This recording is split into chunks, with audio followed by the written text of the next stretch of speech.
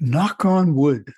Knocking on wood, also phrased touching wood or touch wood, it's a tradition of literally touching, tapping, or knocking on wood, or merely stating that one is doing it or intending to do so in order to avoid tempting fate after making a favorable prediction or boast, or a declaration of someone's concerning one's own death or other unfavorable situation.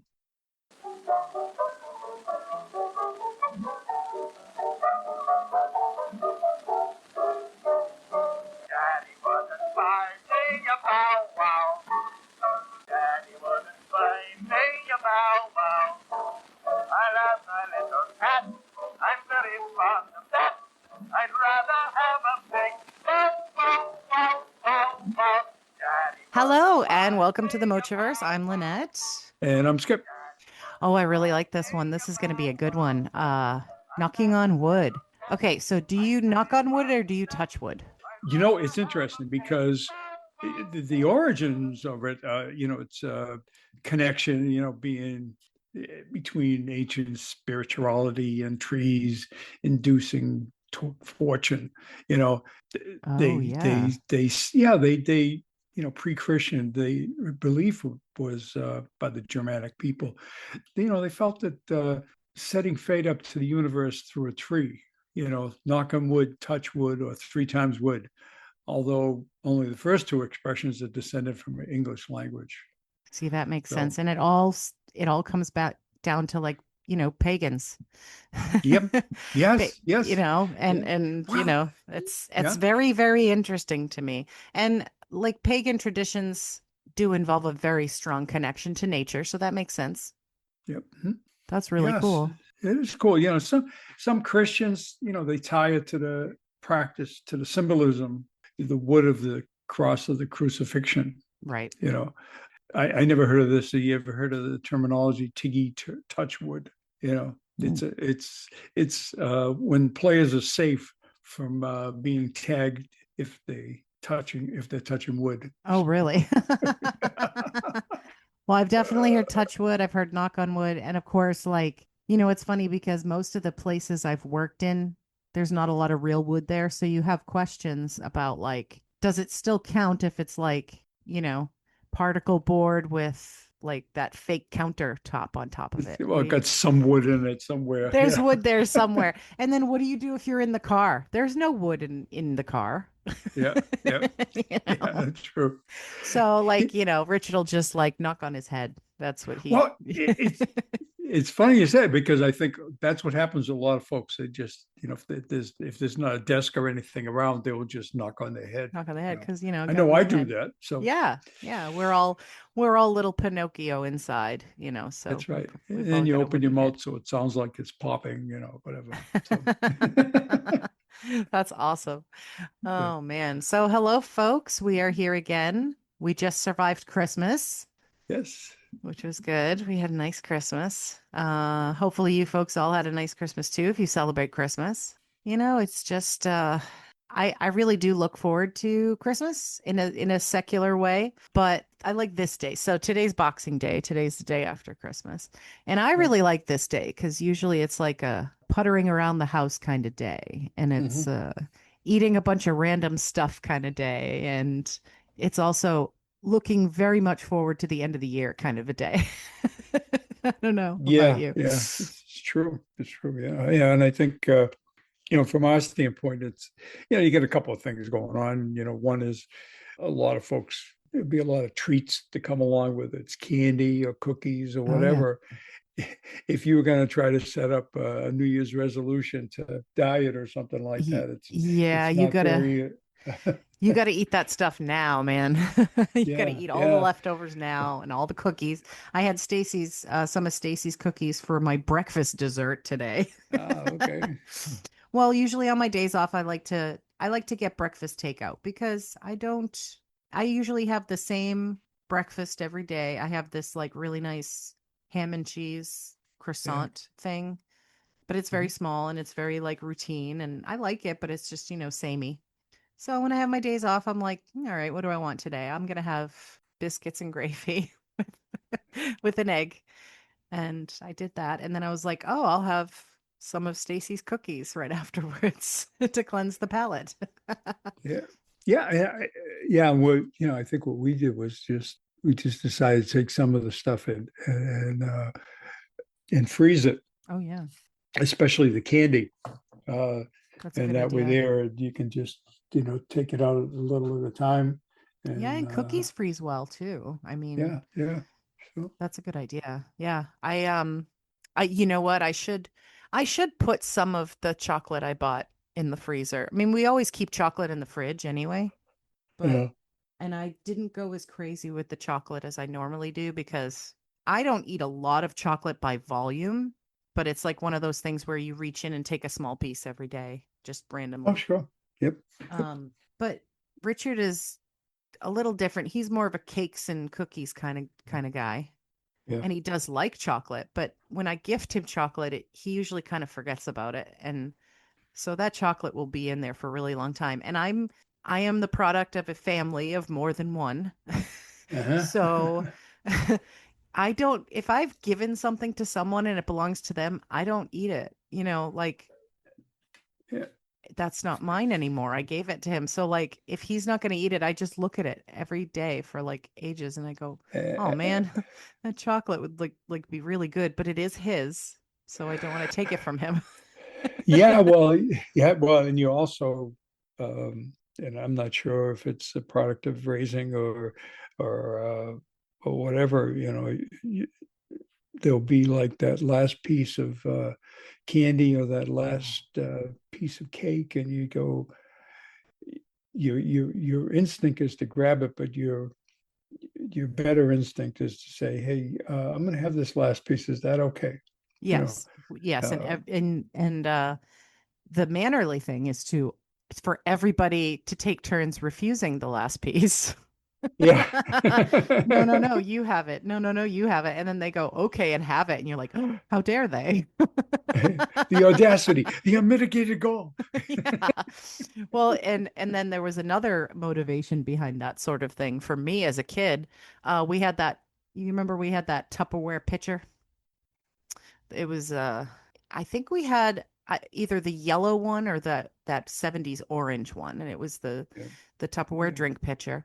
And right. it had if it had iced tea in it, we always waited until there was like 2 drops of iced tea in the bottom, and then nobody would drink anymore because nobody wanted to clean it out and refill it. That's right. Absolutely right. So Yeah, forever it would have like less than 1 sip in it and nobody would touch it until yeah. it got like nasty and turned into like a science experiment. And then it's like, all right, somebody's got to have to clean this. Well, I think that's that can be a carry on to a lot of different people will do the same thing, Oh, yeah. uh, whether it's growing up or even after you've quote unquote grown up. Uh, Yeah. you'll do the same thing, that leaving that last little sip of orange juice in a container, Hmm. or tea, whatever it is, not wanting to either not wanting to take it or not wanting to be the one to have to clean it out afterwards. It's a great point. So Oh, and that was the whole thing. My one of my exes, his MO was to leave one ice cube in the ice cube tray. And so he didn't have to like fill up the ice cube tray and put it back in the freezer. So I would often go to get a nice drink of cold water because I can't drink warm water. And there was like either one ice cube or it devolved into 0 ice cubes in the ice cube tray in the yeah, freezer. yeah, So I didn't want to get mad all the time. And I mentioned it 75 times and that didn't work. So I started buying more ice cube trays. And then finally we had like 6 ice cube trays in the freezer. yeah. And one day, and I was quite young. I believe I was 19 when this was our first apartment. I opened the freezer and all 6 were in there empty. And I lost my shit. And he happened to have all his friends over. Oh, it's always a good thing. Yeah. And I took all 6 of them and threw them in the middle of the floor in the living room when they were all sitting and started screaming at him in front of all of his friends. Uh, That wasn't my best moment, but it wasn't his either. I yeah, just and filled the ice cube tray. yeah, yeah. Well, it's Well, if it's so easy, you do it. yeah, yeah. Well, and funny, probably a male reaction is the look on their face, like, what? What's the problem? Yeah, well, you're nuts. Like, yeah, I Yeah, wonder how I got here. yeah. Oh well. Never sure if we discussed this before, but when tested with electroencephalogram, Mm. Jello produces readings that are quite similar to the human brain. Oh, oh, that's disturbing.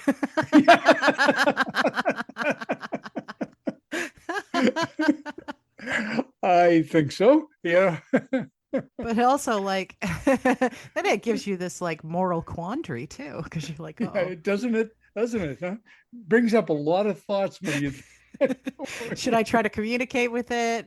Should I give it its freedom? I mean, Should I? like, Should I? It's like talking to plants. Can I talk to the Jello? So, well, what did you ever hear that fact about how plants like scream? That no, no, you I just didn't hear that one. yeah, you Yeah, just can't hear it, and yeah, that makes me so like just yeah, that next time you're mowing the lawn, just know that your whole lawn is screaming in pain. yeah. And I just overpower the sounds with the lawnmower. So, Yeah, in your headphones, you're probably yeah, listening to exactly. like In my headphones, listening to whatever I'm listening to. I can't hear you. Yeah. Wow, that's really So funny. in the 1960s, the U.S. capital of Washington, D.C. had a serious problem with rat and mouse infestations Oh yeah. in the pure and predominantly black neighborhoods. But the local government didn't take any measures to stop it. No, of course not. Of course not. So everything changed in 1964 when local resident and activist Julius Hobson started capturing the rats in the streets and releasing them in the rich and mostly white neighborhoods of Georgetown. In no time, the city authorities started taking real action. See, that's what you do. That's how you Yep, do it.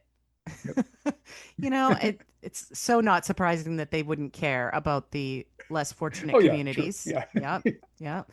But you Yep. know what? Like when you underestimate people, Yep. you may be surprised that That's that right. they can be quite clever at That's times. right. Yeah. Yeah, I like Yeah. that. That's a good story. That's a good one. Yeah.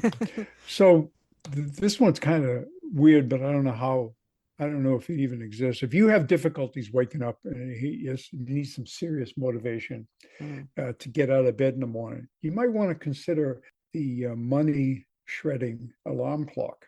Oh no. Yeah, yeah, it does that exactly what you expect. Once it rings, you have a few seconds to stop it before it starts shredding your money. Oh Your shit. money.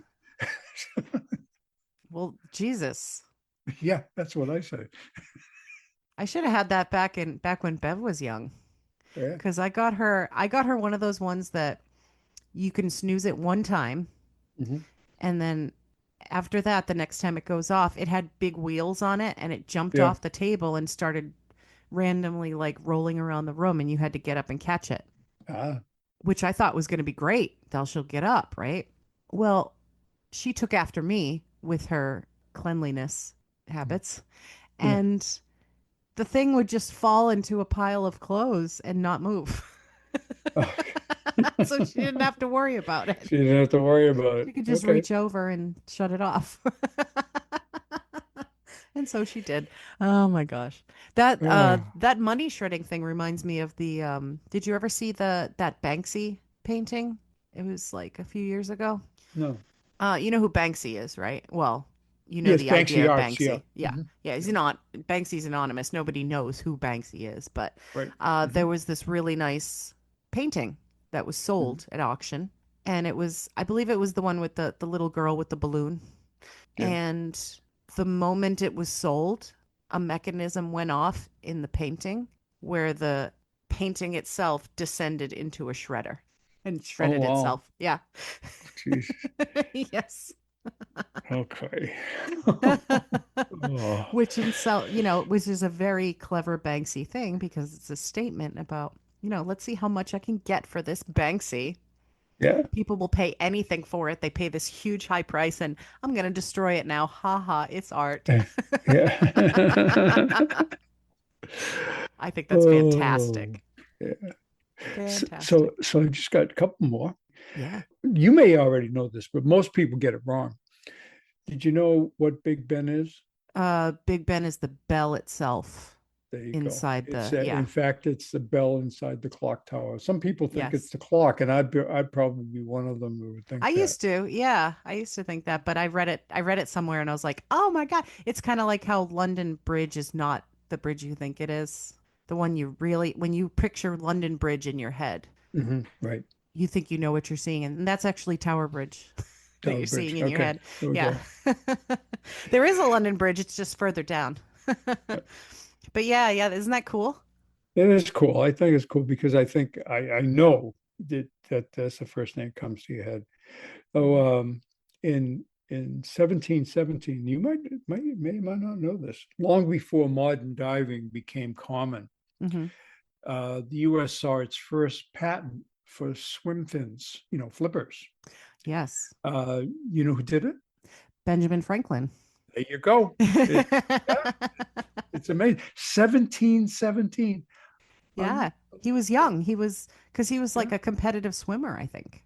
Wow. Yeah. He was a really interesting dude. I mean, Yeah. like there's so much about him that you could still learn today. He's like, Yeah. he was pretty, Talk he about was a being polymath. talk about being ahead of your time, right? So, Oh, absolutely. Absolutely. That's why I like those dudes because they're just always thinking about something, you know? mm, And I love yeah, that. And I wish I am always thinking about something, but it's not directed in any kind of good direction. yeah, So I wish I could be one of those people who's always thinking of something, innovative instead of mm. just always thinking about stuff other people have done. Yeah. I think a lot of times I find that I'll think of something. I'll say, "Geez, it'd be nice if this exists." Then you start looking, you say, "Oh, it does exist." Yeah. Yeah. Uh, Yeah. you There's been know, a lot of people before us who yeah, have thought of things. Yes. yeah, a tool for everything. That's what Yeah. terminology you use commonly, like a tool for everything. It's just like when you see houses for sale and you look at the location, you go, man, why would anybody want that? But the argument I always have is there's a house for everybody and there's a Yes. situation for everybody. Hmm. So, Yeah. Well, we look at it, and it's funny because I've thought that same thing about houses. We mhm, we like to look at houses even though we're nowhere near in the market to buy a house. And mhm, we see a house, we like the look of it, and then we go, and then there's, the neighborhood isn't what we'd like. Usually it's because the street is too busy right there. Like it's like one yeah, of the main streets. You get a lot of noise, you get a lot of people going by. You're not going to feel very private, and it kind of like diminishes your home experience a little bit to have such a right, busy place. But I often think about first thing I think about when I see those houses is, man, if I was like 25, I would have mhm, been totally fine. I wouldn't have cared about that at that right, time. And yep, I would have been like super happy to have a place that's right across the street from this and right across the street from that right, and in the middle of yep, everything. And I also think about, especially down here in these towns, when you see a house that just looks like a regular house mhm. on a street that's very busy on your way to something, and it's been around a while, you're thinking, man, I would have liked to have seen that house way before all this other crap was here because it was probably pretty pleasant. Yeah, I think that that is pretty common. There was it's funny you say that because I don't know if you're familiar where we lived before, but anyways, there was right next to the entrance to a super Walmart on Hmm. this really busy street. There Yeah. was this one house, Yeah. and it was like entrance to Walmart, and on the other side of it was a an auto tire place, Hmm. and then next to that was, I don't know, some restaurant, and then there was a dentist place, and whatever, everything all around. This one house sitting everywhere, which I think that house was there first, and Yeah. everything else moved around it. And the funny thing is I think we were over a friend's house, and it turned out it was his brother's house. Oh, So yeah. yeah, uh, And it and probably has an interesting story as to why it's still there. Like some relative just refused the the offers. right, you know, yeah, you and saw that in Boston too. Like Well, in Boston, in the past, not as much now, but like before the big yeah, dig and stuff. well, yeah, what happens in a big city, which doesn't happen so much in the country, is that they take houses through eminent domain. Right. And when you come to the country, outside of the big cities, eminent domain is not, it's not as easy to rationalize when you go to the court system. Right. Right. So these folks will be getting all kinds of offers, but they just sit there. Now, one of the things about this house is you could go by and you'd see them sitting out there in their lawn chairs watching the traffic go by. Yeah. They don't mind that. Now, Yeah. I mind it. Right. It drive me crazy. But like I said, there's a house for everybody. Yeah, You know, exactly. yeah, In another life, I might not have cared. right, Some right, of the houses that are on some of the places that Bike Week really affects, yeah, hmm Um, I really like the look of the house, but number one, the driveway is like right there. The driveway spills out right onto the busy street. So all I'm thinking about is backing out of my driveway every How do you morning, get out of your driveway? taking like Exactly. 45 minutes. And then I Yep, think about Bike Week where it's just bikes upon bikes upon bikes. And yeah, I'm like, never mind, I don't want it. But then I drive by those houses and there's people in there, guess yep. what, making money off of parking in that driveway Yeah, from Bike yeah, they Week. find, yes, they find a way to make a positive part of it. I think yeah, we have new housing go up and you'll see like this whole strip of houses and I'm pretty sure that they're all attached. I'm pretty sure that they're lease apartment type things. Oh, yeah. And I mean, if the back door is to this main street. Now they're building it there on purpose, but they're occupied. Hmm. People moving in there, and like I said, there's a place for everybody. And Absolutely. sometimes it's a matter of it gives if it's not a lease place, if they're actually bought it, it gives them an opportunity to see some growth to their money because housing can appreciate in value. Hmm. Housing next to a main street doesn't appreciate as quickly, but it still appreciates. So But anyway, if you had a like say you had a house like that that was in a less built up area and then the area builds up over time, mhm, it may depreciate because it's not as residential as it used to be and it's probably not worth much to a lot of people as it used to be. But then if it's worth something to someone to take it off your hands so that they can build another piece of that yep, neighborhood, if it's worth yep, it to you and it's worth it to them to give you extra, yep. hold out as long as you want and then take the money. Yeah, my that when I mentioned eminent domain, it was one of the things that the Boston Redevelopment Authority had this plan to change neighborhoods, and one of the big things they were changing was a highway system, which it was like 93, Yeah. and they would take an area which is called was a city square, and my grandfather owned a three-family there, uh, and they took the house in eminent domain. So Mm. it would be. I think he sold it to them before they took it, but the idea was we're either going to give you money for it now, or we're just going to take it for very little money. So Right. You they might end as well up take the offer. If you could take the see, offer. yeah, if you could see which way the wind is blowing, you might as well take the offer. And you could be Yeah, sad yeah. about it too. You lament the change. But But there's now, if you go in that area, there's the extended high-rise highways, which are 93, yeah, and there's really nothing there in terms of housing. It's just like lots, yeah. just pieces of land, and that's what the redevelopment authority did mostly to put the highways in, not Hmm. so much to ruin neighborhoods, because some neighborhoods still stayed, but they were not in the way of putting the highway in. Right. Interesting. Yep.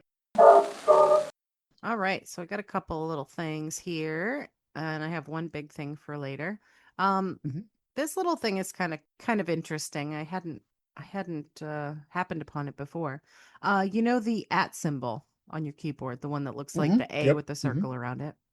Uh, turns out we in America are pretty boring and we just call it the at symbol. A lot of other countries have cute little nicknames for it. So Oh, I okay. got a list of those. Yeah. So Taiwan and China, and these are all, of course, translated, they call it little mouse Hmm. because it looks like a little mouse with a tail.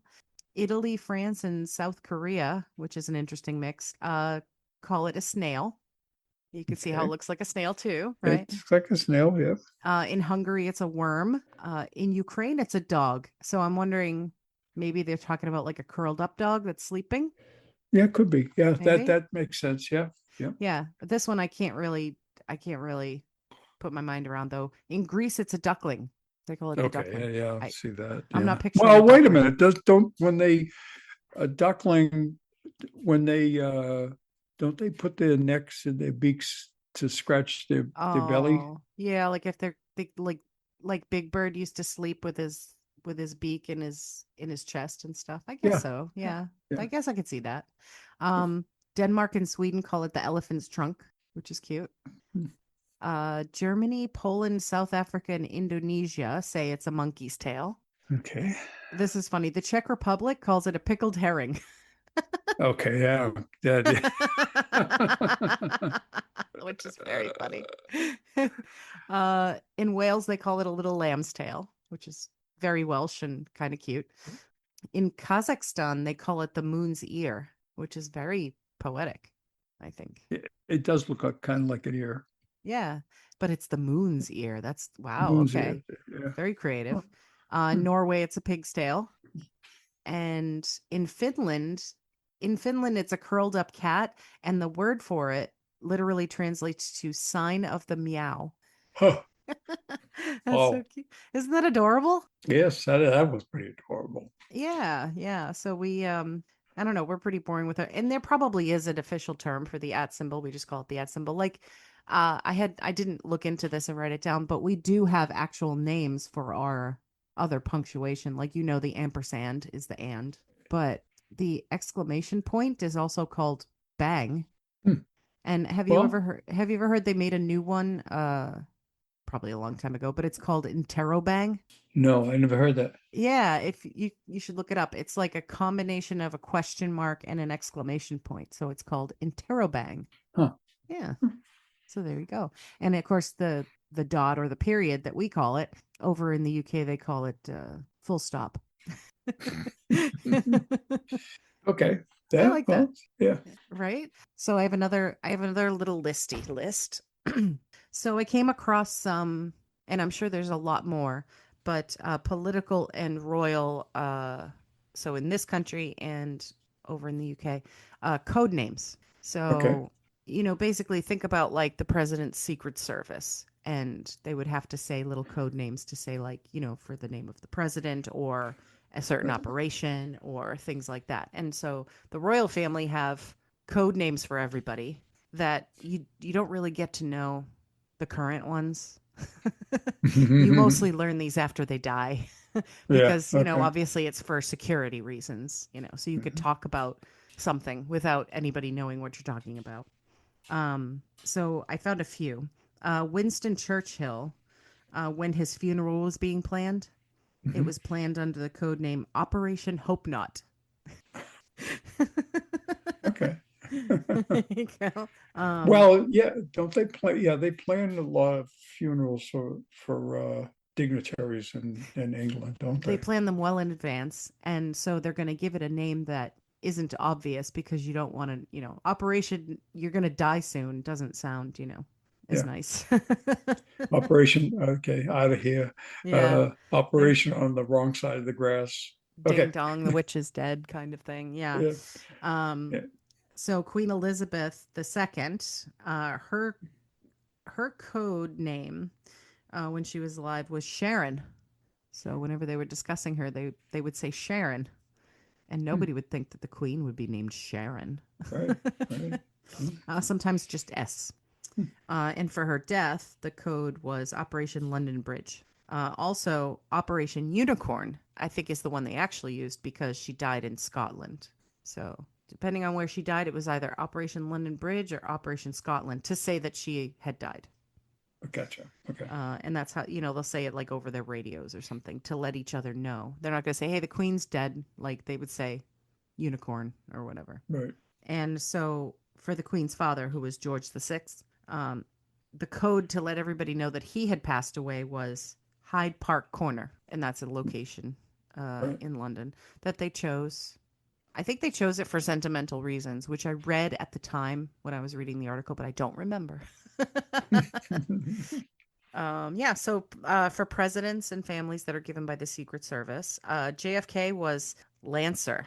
He was Yeah, I known as think I heard Lancer. that one before. Yeah. Yeah. Yep, and Jackie was called Lace, Oh, okay. which was pretty fitting. Yep. Do you know what Reagan's was? No. Rawhide. Okay. Yeah. Jimmy Carter, also pretty fitting. He was Deacon. Deacon. Okay. He's a very Okay. religious man. Nixon Nixon was Searchlight. Or would that be flashlights? For a flashlight, but searchlight would be looking for somebody to blame. Or something. Yeah, Anyway. exactly. Yeah. And Barbara Bush's name was Tranquility, Oh, okay. which is cute.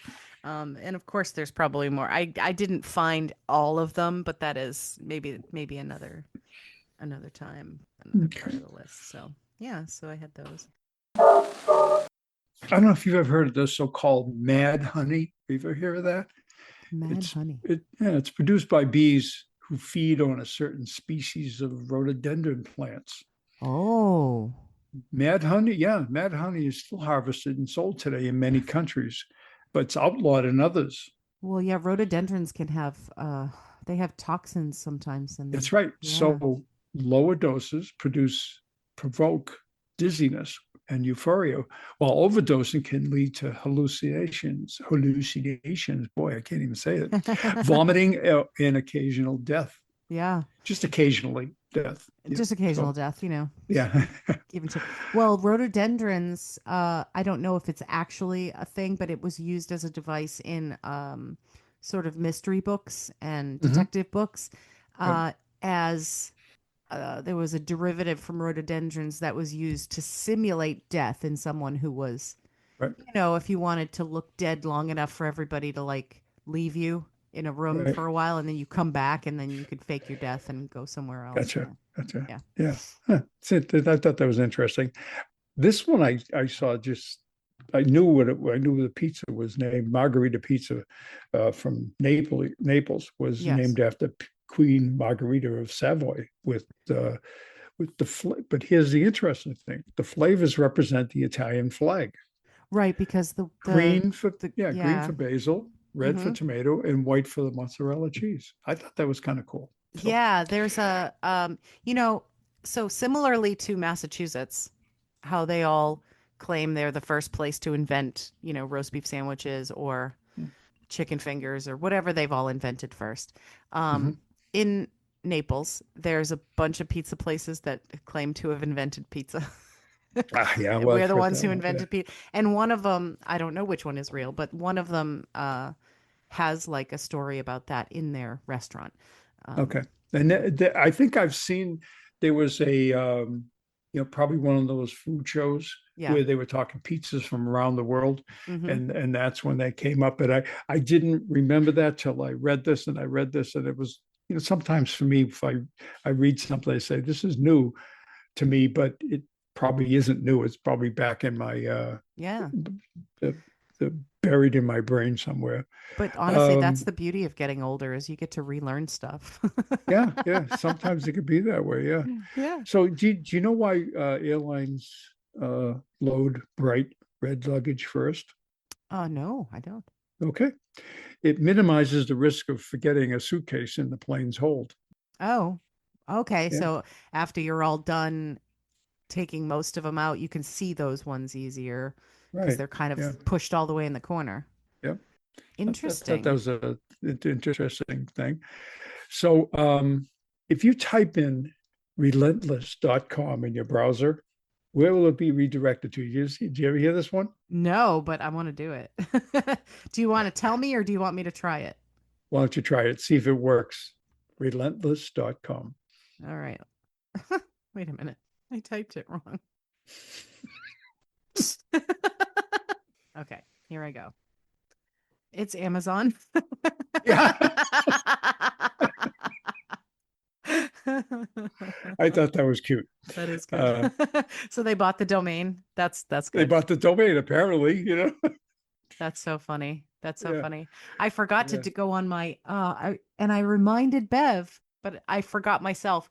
There's a website and its only purpose, if you type isitchristmas.com, Mhm. 364 days of the year, it's just a white screen with the word no. Yeah. And on Christmas Day, it's a white screen with the word yes. Yeah. And that's all it is. Wow. Yep. And so, on Christmas, most years I just go on there and it says, yes. Oh, look, it's Just, Christmas. yeah, I there you forgot go. today. Just Yeah, checking I out. forgot yesterday. Yeah. I Yeah. forgot yesterday. Yeah. I did. Yeah. I thought that was kind of a weird one. True or false? Mm. Christmas was originally banned in the American colonies. Yes, it absolutely was. Right. And Yeah. do you have the explanation as to why? I don't know why, but it was lifted before the American Revolution. I know that much. So why I should So, have researched that. What? yeah. So the Pilgrims hated the way Christmas used to be done, actually, Mhm. because Christmas wasn't what we think of it as now. Christmas wasn't, and Christmas wasn't exactly super religious either at Yeah. that time. And what Christmas was it was an adaptation of Saturnalia, which was a feast and a festival and a party, sort of celebrating like the winter solstice and all of that stuff. And Saturnalia over time, over many, many years, became kind of debauched and kind of wild and sort of lots and lots and lots of drinking and eating and partying and loudness and just craziness and like all bets are off and you could do whatever you want and it was just like Hmm. like St. Patty's Day in Boston, right? Okay. Yeah. And so the sort of pilgrims who Mhm.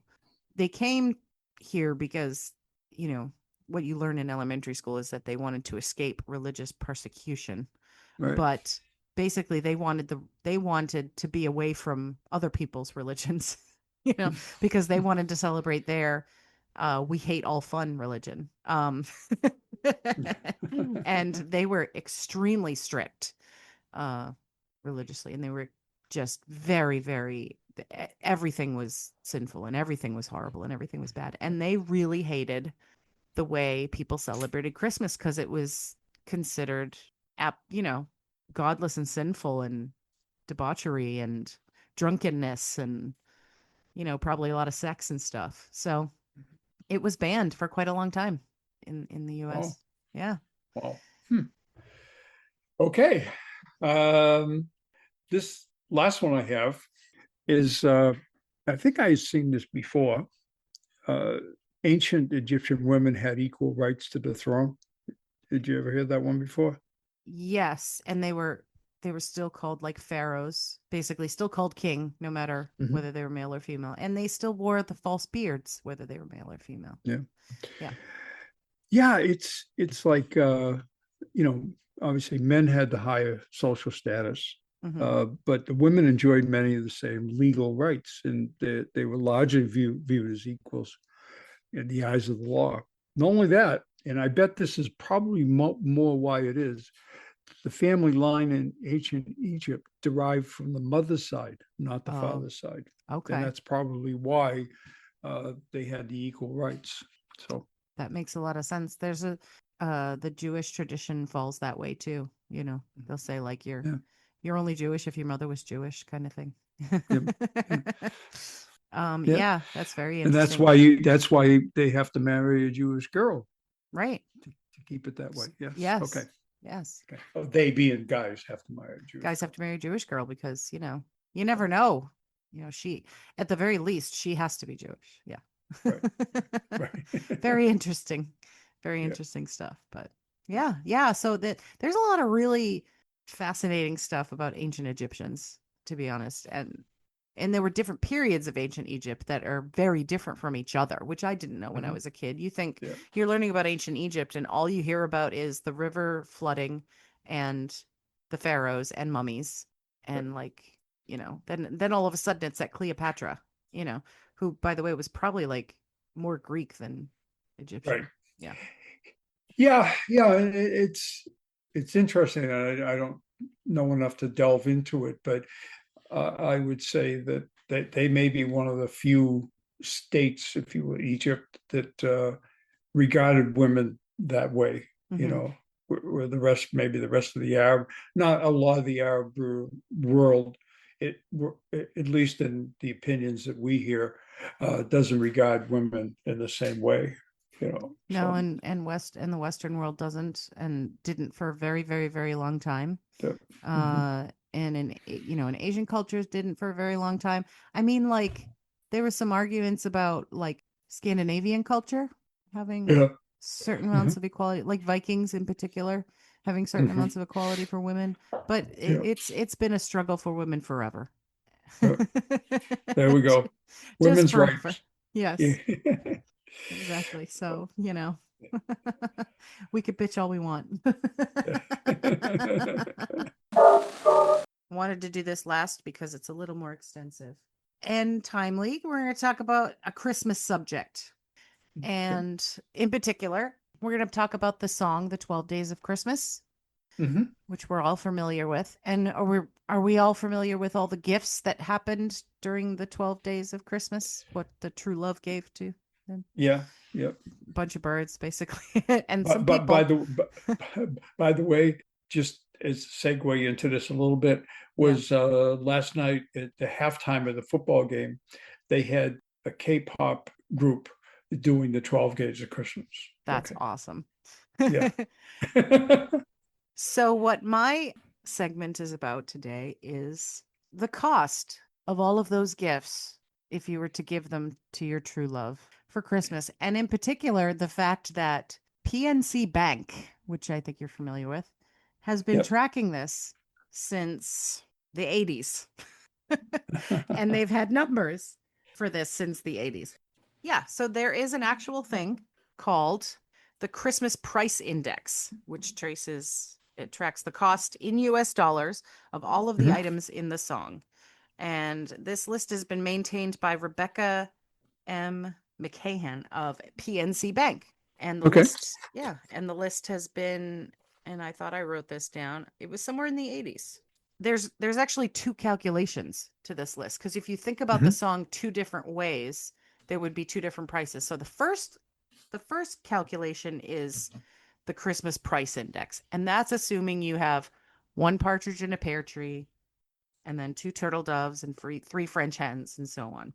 But the second calculation is called the true cost of Christmas. And that assumes that you follow the narrative of the song, which, on the first day you get one partridge in a pear tree, but on the second day you get two turtle doves and another partridge in a pear tree. That's right. And Right. then on the third day you get like three French hens and then two more turtle doves and then another partridge The in a pear partridge tree. in the So they picture. add it all up that way. Okay, gotcha. Okay, it makes sense. You don't think That of it makes that way, sense, right? but And yeah. that Yeah. and that calculation has a total set of 364 items. And so the pear tree price comes from a Philadelphia nursery. This is the one they do every year when they get the prices. Mhm. The partridge, turtle dove, and French hen prices come from the Cincinnati Zoo and Botanical Garden. And Petco is used for the calling bird, and they use the price of a canary. Okay.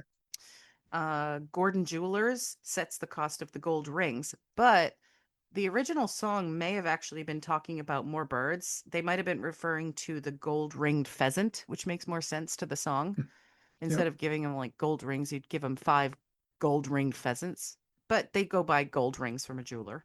The maids are assumed to be unskilled laborers and earn the federal minimum wage. I don't know if it's for like 12 days, maybe, of pay. Mhm. Maybe for a couple of days of pay. Who knows? Forever because they're a gift. Who knows? Um, the Philadelphia Dance Company gives estimates for the rate of the ladies dancing. It also doesn't say for how long, maybe a few hours. And similarly, the going rate for drummers and pipers is from a Philadelphia Musicians Union. So, oh, here it is. I have it. In 1984, they've been tracking this since.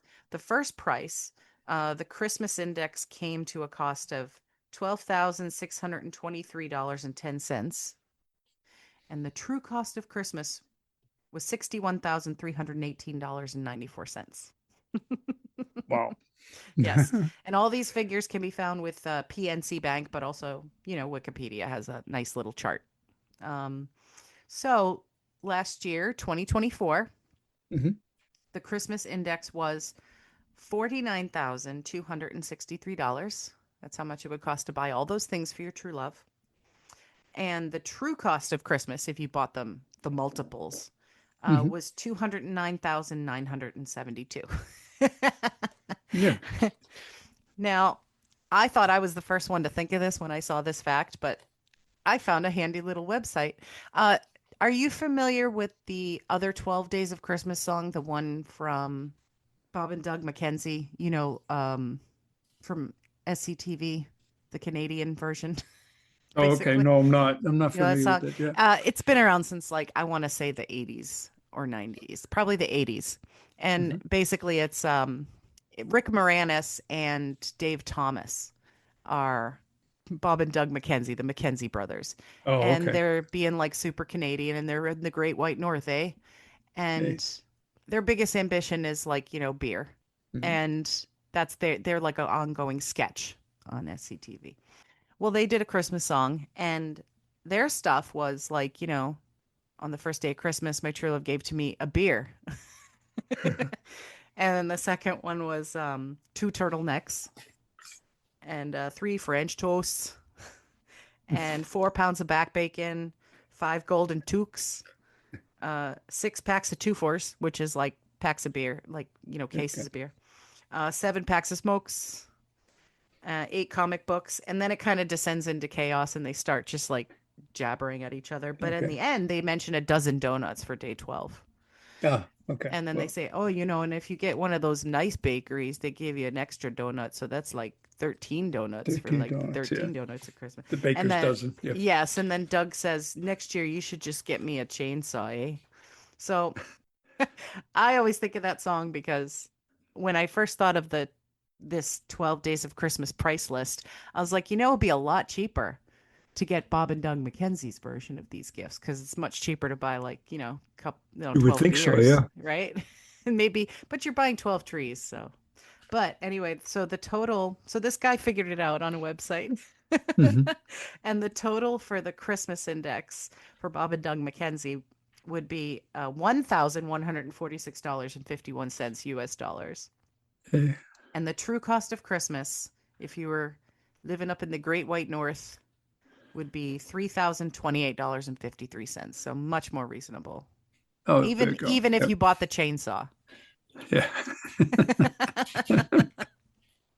and the dozen donuts And a dozen donuts.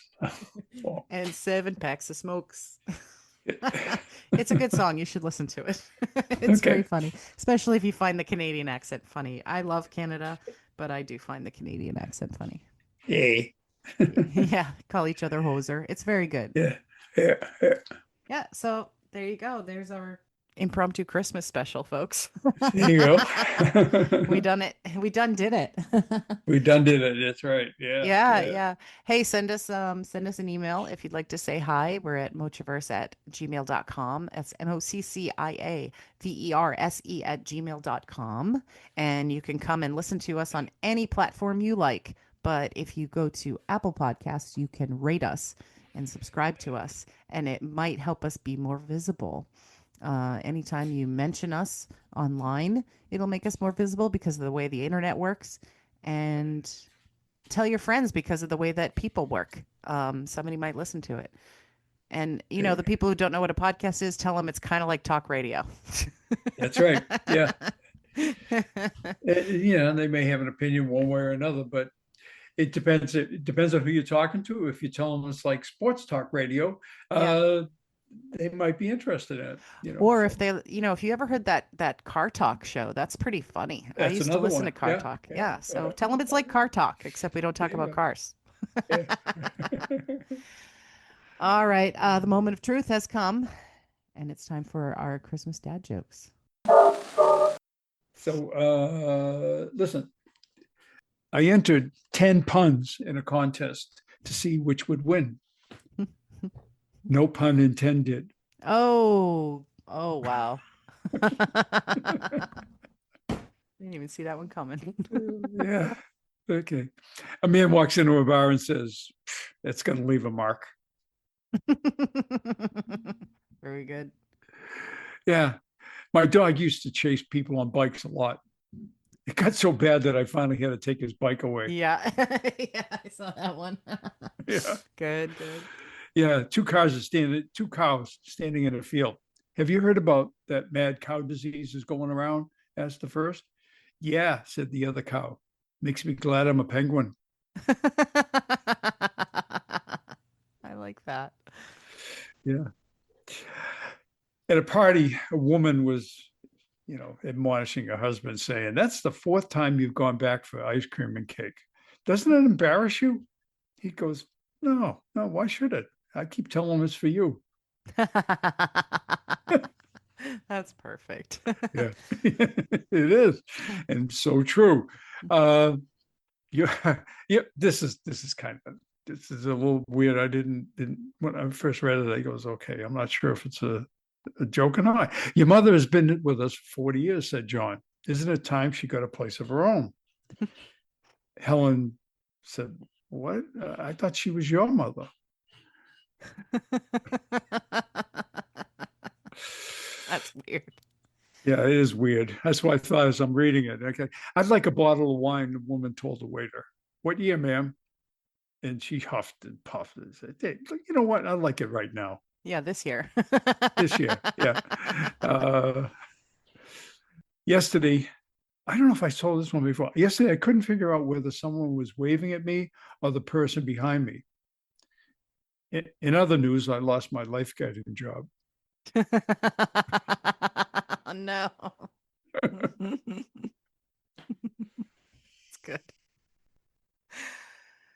Okay, Okay. Is that all of them? that's it. Isn't that enough? Oh, that is enough. Yes, it's plenty, actually. All right, folks. That's it for us. We'll see you in a couple of weeks. Bye. Yeah, ciao for now. So. That's good. Daddy wasn't finding a bow wow. Daddy wasn't finding a bow wow. I've got a little cat. I'm very fond of that.